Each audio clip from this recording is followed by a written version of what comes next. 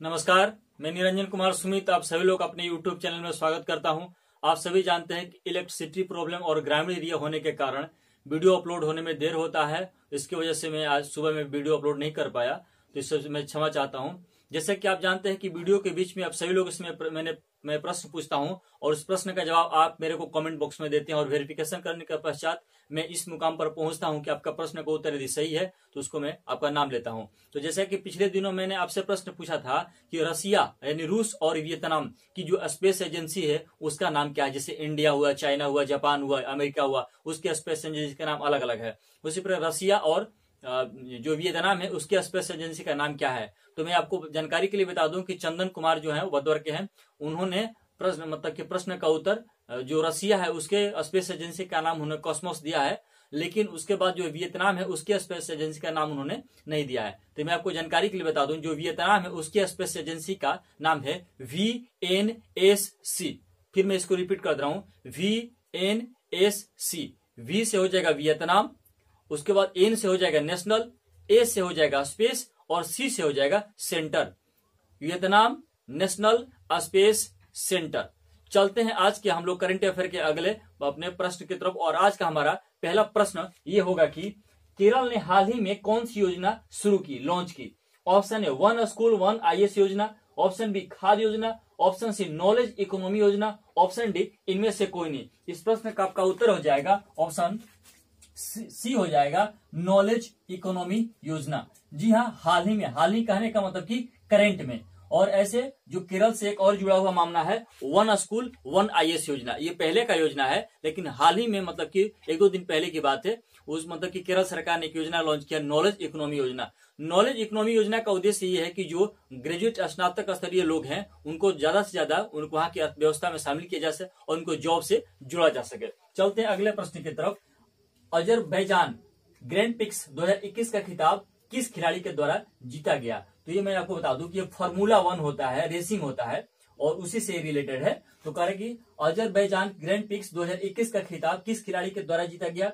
Option A Pierre Gasly, option B Sebastian Vettel, option C Sergio Perez, option D इनमें से कोई नहीं। इस प्रश्न का आपका उत्तर हो जाएगा ऑप्शन सी हो जाएगा सर्जिया परेरा। जी हाँ, सर्जिया परेरा को इस टूर्नामेंट में नंबर 1 स्थान मिला, सेबास्टियन वेटल को इस टूर्नामेंट में दूसरा स्थान मिला और पियरे गैसली को इस टूर्नामेंट में तीसरा स्थान मिला।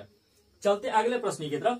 केवड़िया शहर, जी हाँ, केवड़िया शहर को इलेक्ट्रिक व्हीकल सिटी के रूप में विकसित किया जा रहा है। यह किस राज्य में अवस्थित है। Option A Rajasthan, option B Gujarat, option C Madhya Pradesh, option D Punjab. इस प्रश्न का आपका उत्तर हो जाएगा गुजरात। जी हाँ, गुजरात के नर्मदा जिले में ये जो है केवड़िया शहर है और उसी शहर को इलेक्ट्रिक व्हीकल सिटी के रूप में प्रतिस्थापित किया जा रहा है।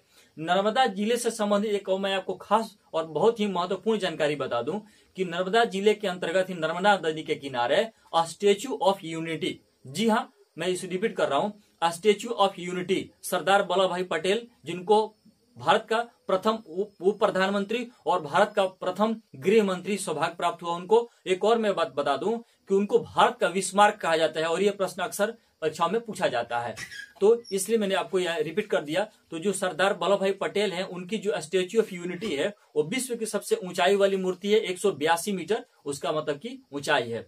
चलते हैं आप लोग अगले प्रश्न की तरफ। अगला हमारा प्रश्न है सतत विकास रिपोर्ट 2020 से संबंधित है। सतत विकास रिपोर्ट, जी सस्टेनेबल डेवलपमेंट रिपोर्ट 2020 रिलेटेड है। Option A Sweden, option B Bharat, option C 17 लक्ष्य, ऑप्शन डी उपयुक्त सही। इस प्रश्न का आपका उत्तर हो जाएगा उपयुक्त सही। जी हाँ, उपयुक्त सही। अभी हाल ही में सतत विकास रिपोर्ट 2020 को मतलब कि निकाला गया है और सतत विकास रिपोर्ट जो होता है उसमें जो नंबर 1 स्थान है उस नंबर 1 स्थान पर एक देश है, उसका नाम है स्वीडन। तो यह हमारा प्रश्न उससे संबंधित है, तो स्वीडन हो जाएगा नंबर 1। फिर दूसरा है भारत का स्थान, उसमें क्या है तो भारत है, तो भारत का स्थान इसमें है 117वां।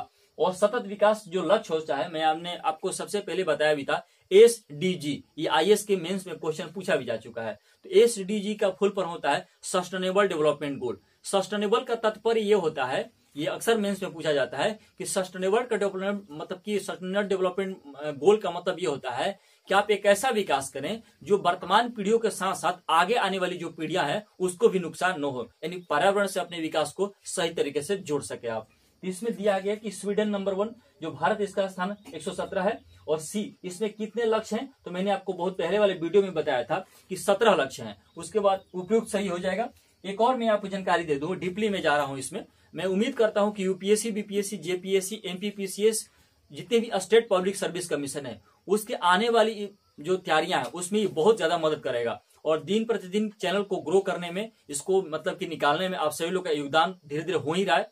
तो यहाँ पर एक और मैं आपको जानकारी दे दूं कि 2015 से लेकर 2030 तक जो दुनिया में 17 लक्ष्य हैं उनको बोला जाता है 17 गोल, और वो सस्टेनेबल डेवलपमेंट गोल यानी एसडीजी के अंतर्गत आता है।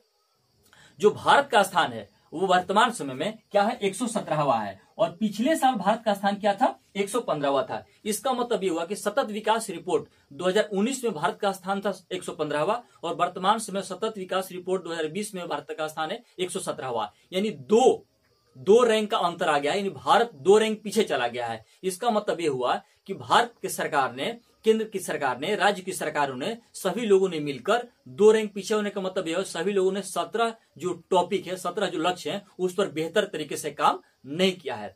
एक और मैं आपको यहाँ पर सूचना दे दूं कि मैंने पिछले वीडियो में आपको बताया था कि सतत विकास जो लक्ष्य है वो भारत में रिपोर्ट कौन निकालता है, तो भारत में रिपोर्ट निकालता है नीति आयोग। और अभी हाल ही में नीति आयोग के द्वारा सतत विकास लक्ष्य रिपोर्ट निकाला गया था। उसमें केरल प्रथम स्थान पर, दूसरे स्थान पर हिमाचल प्रदेश, तीसरे स्थान पर आंध्र प्रदेश, और जो अंतिम स्थान है, आप किसी भी परीक्षाओं में यदि अंतिम स्थान पूछे किसी राज्य का, उसमें ज्यादातर 90% मामलों में उसका स्थान बिहार आता है। तो सतत विकास लक्ष्य में सबसे नीचे से नंबर 1 कौन है, तो बिहार है, और ऊपर से नंबर 1 कौन है, तो वो केरल है। चलते हैं अगले प्रश्न की तरफ। हमारे इंडोनेशिया के किस जगह पर ज्वालामुखी, जी हाँ वोल्केनो, विस्फोट हुआ? Option A mount Merapi, option B mount Abu, option C mount, option D उपयुक्त सभी। इस प्रश्न का आपका उत्तर हो जाएगा माउंट मेरापी। जी हाँ, इंडोनेशिया के माउंट मेरापी में अभी हाल ही में वोल्केनो यानी ज्वालामुखी विस्फोट हुआ। अक्सर होता रहता है। इंडोनेशिया से रिलेटेड यूपीएससी के मेंस में क्वेश्चन पूछा जा चुका है, और इंडोनेशिया से रिलेटेड बीपीएससी का हाल ही में पीटी में क्वेश्चन पूछा गया था कि सबसे ज्यादा महाद्वीपों वाला देश किसको कहा जाता है। उस प्रश्न का उत्तर हो जाएगा मतलब कि इंडोनेशिया। चलते हैं, इंडोनेशिया की राजधानी जकार्ता है, सबसे बड़ा उसका शहर है। 7 जून को कौन सा दिवस मनाया गया? 7 जून को कौन सा दिवस मनाया गया? ऑप्शन ए हो गया महासागर दिवस, ऑप्शन बी पर्यावरण दिवस, ऑप्शन सी विश्व खाद्य सुरक्षा दिवस, ऑप्शन डी मतलब कि रक्तदान दिवस। इस प्रश्न का आपका उत्तर हो जाएगा ऑप्शन सी हो जाएगा विश्व खाद्य सुरक्षा दिवस। पर्यावरण जो दिवस है वो 5 जून को मनाया जाता है। महासागर दिवस मनाया जाता है आपको 8 जून को मनाया जाता है, और रक्तदान दिवस मनाया जाता है आपको 14 जून को। मैं आपको जानकारी के बता दूं कि 1 जो जून था वो 1 जून को हम लोग क्या मनाया था, विश्व दूध दिवस। 2 जून को तेलंगाना दिवस, 3 जून को साइकिल दिवस, 4 जून को युद्ध के दौरान आक्रमण में जो बच्चे होते हैं, पीड़ित होते हैं, उनकी सुरक्षा के लिए अंतर्राष्ट्रीय दिवस, 5 जून को पर्यावरण दिवस। ये सब चीजें धीरे धीरे आपको याद होनी चाहिए। चलते हैं अगले प्रश्न की तरफ। कोरोना टीकाकरण के लिए जहां वोट वहां वैक्सीनेशन। जी हाँ, कोरोना टीकाकरण के लिए जहां वोट वहां वैक्सीनेशन अभियान किस राज्य ने लॉन्च किया? Option A UP, option B Haryana, option C Delhi, option D Punjab. इस प्रश्न का आपका उत्तर हो जाएगा दिल्ली। चलते हैं अगले प्रश्न की तरफ। अभिषेक बनर्जी, जी हाँ अभिषेक बनर्जी को किस पार्टी का राष्ट्रीय महासचिव बनाया गया? Option A AAP, option B TMC, option C INS, option D BJP. तो इस प्रश्न का आपका उत्तर हो जाएगा टीएमसी, जिसकी स्थापना 1 जनवरी 1998 को हुई थी। तो टीएमसी का मतलब फुल फॉर्म होता है तृणमूल कांग्रेस, जो कि हाल ही में बंगाल में सरकार में आई हुई। आम आदमी पार्टी हो गया आपका मतलब, आईएनसी का मतलब इंडियन नेशनल कांग्रेस, और बीजेपी का मतलब हो गया भारतीय जनता पार्टी। अगले प्रश्न में चलते हैं। उत्तर प्रदेश ने महिलाओं को, जी हाँ स्पेशल देगा, उत्तर प्रदेश ने महिलाओं को कोविड-19 के टीके लगवाने के लिए कौन सा अभियान शुरू किया? ऑप्शन ए गुलाबी गैंग, ऑप्शन बी गुलाबी बूथ, ऑप्शन सी गुलाबी कैंप, ऑप्शन डी इनमें से कोई नहीं। तो इस प्रश्न का आपका उत्तर हो जाएगा गुलाबी गैंग, गुलाबी बूथ। हाल ही में उत्तर प्रदेश सरकार के द्वारा महिलाओं को ज्यादा से ज्यादा टीका लगाने के लिए, और 45 साल जो उम्र होता है उससे ऊपर, तो उसके लिए बहुत सारा प्रमोट करने के लिए उत्तर प्रदेश सरकार ने ऐसा कदम उठाया है। और वो जो अभियान उत्तर प्रदेश सरकार ने स्टार्ट किया है उसका नाम है गुलाबी बूथ। गुलाबी जो गैंग है एक पिक्चर का नाम है, और जो महिलाओं सशक्तिकरण से रिलेटेड है। अगले प्रश्न की तरफ चलते हैं। डोर स्टेप डिलीवरी सेवा, जी हाँ ये ऑक्सीजन से रिलेटेड है, ऑक्सीजन मतलब पहुंचाया जाएगा। डोर स्टेप डिलीवरी सेवा किस राज्य द्वारा शुरू किया गया? Option Odisha, option B Assam, option C Sikkim, option D Bihar. इस प्रश्न का आपका उत्तर हो जाएगा ओडिशा हो जाएगा। जी हाँ, ओडिशा सरकार के द्वारा इसको स्टार्ट किया गया है। तो मतलब कि यहां तक मेरा करंट अफेयर हुआ। और आज का जो प्रश्न होगा वो बहुत इंटरेस्टिंग होगा कि पूरे विश्व का बिस्मार्क किसको कहा जाता है? सॉरी, पूरे विश्व का नहीं, इटली का बिस्मार्क किसे कहा जाता है, आप मेरे को बताएंगे। और यदि इस प्रश्न का उत्तर आप मेरे को कमेंट बॉक्स में बताते हैं तो फिर उसके बाद भारत की जो बिस्मार्क है सरदार वल्लभ भाई पटेल, तो सरदार वल्लभ भाई पटेल से संबंधित ये मैं आपको जानकारी बता दूं कि सरदार वल्लभ भाई पटेल को सरदार की उपाधि किसने दिया? फिर मैं रिपीट कर रहा हूं कि पूरे विश्व में बिस्मार्क को आप निकालेंगे कि मतलब इटली का बिस्मार्क किसे कहा जाता है, और फिर जैसे ही आप आएंगे यहाँ पर भारत के, तो सरदार वल्लभ भाई पटेल से संबंधित प्रश्न का उत्तर आप मेरे को बताएंगे कि सरदार वल्लभ भाई पटेल को सरदार की उपाधि किसने दी। तो अब हम लोग चलते हैं अगले प्रश्न की तरफ।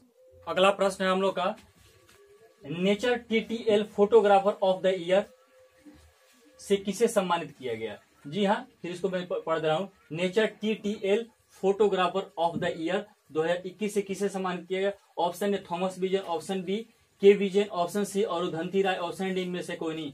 इस प्रश्न का आपका उत्तर हो जाएगा थॉमस विजन। जी हाँ, ये जो टीटीएल है ये एक वेबसाइट है, जैसे गूगल है, अलग अलग प्रकार का वेबसाइट होता है, उसी प्रकार टीटीएल क्या है? एक वेबसाइट है। और ये वेबसाइट किससे रिलेटेड है? तो ये नेचर से, प्रकृति से रिलेटेड है। चलते हैं अगले प्रश्न की तरफ। विश्व महासागर दिवस कब मनाया गया? Option A 5 June, option B 21 June, option C 29 June, option D 2 June. तो यहाँ पर 2 जून ना होकर, बल्कि यहाँ पर मेरे से गलती हो गया है, यहाँ पर आपका हो जाएगा 8 जून हो जाएगा, मेरे से गलती हो गया यहाँ पर। तो विश्व महासागर दिवस कब मनाया गया? तो 8 जून को। इस प्रश्न का आपका उत्तर हो जाएगा ऑप्शन डी हो जाएगा। 2 जून को जैसा आप जानते हैं कि 2 जून को पर्यावरण दिवस मनाया जाता है। 21 जून को जैसा कि आप जानते हैं योगा डे मनाया जाता है। और 29 जून को पीसी महालनोबिस जो कि इकोनॉमिस्ट थे और इन्हीं के जन्मदिवस के रूप में यहाँ पर सांख्यिकी दिवस मनाया जाता है। अगले प्रश्न में चलते हैं। सामी खेदिरा जो कि एक फुटबॉल खिलाड़ी हैं और उन्होंने फुटबॉल से संन्यास ले लिया है, ये किस देश के हैं? Option A Japan, option B Germany, option C France, option D Italy. इस प्रश्न का आपका उत्तर हो जाएगा जर्मनी। अगला प्रश्न है, चीन के 28 कंपनी को पर किस देश ने प्रतिबंध लगाया, बैन किया है? जब भी भारत की मतलब कि सरकार भी चीन के साथ विवाद था तो बैन किया था, बीच में अमेरिका ने भी किया था, फिर एक अलग प्रकार का देश है वो क्या किया है? चीन के 28 कंपनियों पर किस देश ने प्रतिबंध लगाया? Option A UAE, option B USA, option C UK, option D Indonesia. तो इस प्रश्न का आपका उत्तर हो जाएगा यूएसए। जी हाँ, यूएसए जो अमेरिका है और अभी वर्तमान समय में वहां की जो सरकार है वो बाइडेन की सरकार है और कमला प्रसाद वहां पर जो है, कमला हैरिस जो है वहां की वाइस प्रेसिडेंट है। तो यूएई का मतलब हो जाएगा यूनाइटेड अरब अमीरात, यूके का मतलब हो जाएगा यूनाइटेड किंगडम जिसको ब्रिटेन के नाम से भी जाना जाता है, और USA United state of America. इस प्रश्न का उत्तर हो जाएगा ऑप्शन बी यूएसए अमेरिका। विश्व बैंक शिक्षा सलाहकार, जी हाँ, विश्व बैंक शिक्षा सलाहकार किसे नियुक्त किया गया? Option doctor Harshvardhan, option B Ranjit Singh Disale, option C Ramesh Pokhriyal, option D Shashi Tharoor. तो इस प्रश्न का आपका उत्तर हो जाएगा ऑप्शन बी हो जाएगा रंजीत सिंह दिसाले। जी हाँ, रंजीत सिंह दिसाले को विश्व बैंक शिक्षा सलाहकार नियुक्त किया है। डॉक्टर हर्षवर्धन ये विश्व बैंक मतलब कि वहां पर WHO में है ये, और यहाँ भारत के स्वास्थ्य मंत्री हैं। रमेश पोखरियाल शिक्षा मंत्री हैं। शशि थरूर जो कि केरल से वहां पर एक मतलब कि सांसद है, एक कांग्रेसी हैं। हाइड्रोग्राफिक सर्वेक्षण वाले INS, जी हाँ, इसका नाम है ये ध्यान रखेंगे, इस जहाज का नाम है हाइड्रोग्राफिक सर्वेक्षण वाले INS संध्याक जहाज को 40 वर्षों की सेवा के बाद विदा किया गया। इसका संबंध किस सेना से है? ऑप्शन ए भारतीय थल सेना, ऑप्शन बी भारतीय वायुसेना, ऑप्शन सी भारतीय नौसेना, ऑप्शन डी इनमें से कोई नहीं। इस प्रश्न का आपका उत्तर हो जाएगा भारतीय नौसेना। और भारतीय नौसेना कब मनाया जाता है? ये 4 दिसंबर को मनाया जाता है। भारतीय वायुसेना कब मनाया जाता है? 8 अक्टूबर को मनाया जाता है। और भारतीय थल सेना कब मनाया जाता है? 15 जनवरी को मनाया जाता है। चलते हैं अगले प्रश्न की तरफ। उत्तर प्रदेश मानवाधिकार आयोग, जी हाँ, Uttar Pradesh human rights commission इसको बोलते हैं, कि नए जो चेयरमैन है कौन है? Option A K Kothari, option B Balakrishna Narayan, option C Rama Kohli, option D M Lodha. इस प्रश्न का उत्तर हो जाएगा बालाकृष्ण नारायण। जी हाँ, हाल ही में बालाकृष्ण नारायण यानी Balakrishna Narayan is the new human rights commission of UP. यानी आप इसको देख सकते हैं कि वहां पर नेट पर देख सकते हैं। साइद साबरी, जी हाँ, एक है, ये साइद साबरी का निधन हो गया, वे क्या थी? ऑप्शन ए गायक, ऑप्शन बी कवि, ऑप्शन सी व्यंगकार, ऑप्शन डी लेखक। इस प्रश्न का आपका उत्तर हो जाएगा गायक हो जाएगा। ये क्या थे? सिंगर। अगला प्रश्न है सोशल मीडिया कंपनी फेसबुक। जी हाँ, सोशल मीडिया ट्विटर होता है, फेसबुक होता है, व्हाट्सएप होता है, इंस्टाग्राम, टेलीग्राम होता है, ये सब होते हैं। उसी प्रकार फेसबुक जो है जिसके संस्थापक मार्क जुकरबर्ग हैं। तो सोशल मीडिया कंपनी फेसबुक ने किस देश के पूर्व राष्ट्रपति का 2 वर्ष के लिए अकाउंट निलंबित किया है? Option USA, option B Bharat, option C North Korea, option D China. तो इस प्रश्न का आपका उत्तर हो जाएगा यूएसए। जी हाँ, यूएसए के एक्स प्रेसिडेंट, उनका नाम है डोनाल्ड ट्रम्प। जी हाँ, ये पिछले सरकार में थे, तो इन्हीं के 2 वर्षों के लिए अकाउंट को निलंबित कर दिया गया है बाय द फेसबुक। अगले प्रश्न की तरफ चलते हैं। हसमतुल्लाह शहीदी किस देश के क्रिकेट टीम के कप्तान बने? फिर मैं रिपीट कर दे रहा हूं, हसमतुल्लाह शहीदी किस देश के क्रिकेट कप्तान बने? Option A Pakistan, option B Afghanistan, option C Kenya, option D Bangladesh. तो इस प्रश्न का आपका उत्तर हो जाएगा अफगानिस्तान, जिसकी राजधानी कहाँ है? काबुल। काबुल, कबूल नहीं बल्कि काबुल। तो जैसा कि आपने देखा कि मैंने यहाँ पर करंट अफेयर को डिस्कस किया, और आप सभी लोगों को अपने चैनल को सब्सक्राइब करने, इसको कमेंट, सब्सक्राइब, उसके अलावा शेयर, इस तरह की एक्टिविटी को बढ़ावा देने के लिए आप सभी लोगों को मैं बहुत बहुत धन्यवाद देता हूं। और बहुत जल्द ही कुछ अलग प्रकार की एक्टिविटी के साथ अपने में चैनल पर एक अलग तरह के शो को, ताकि उससे बहुत ज्यादा शिक्षा के साथ साथ एक अलग प्रकार की नैतिक शिक्षा का भी विकास किया जा सके। आप सभी लोग को बहुत बहुत धन्यवाद। राम राम।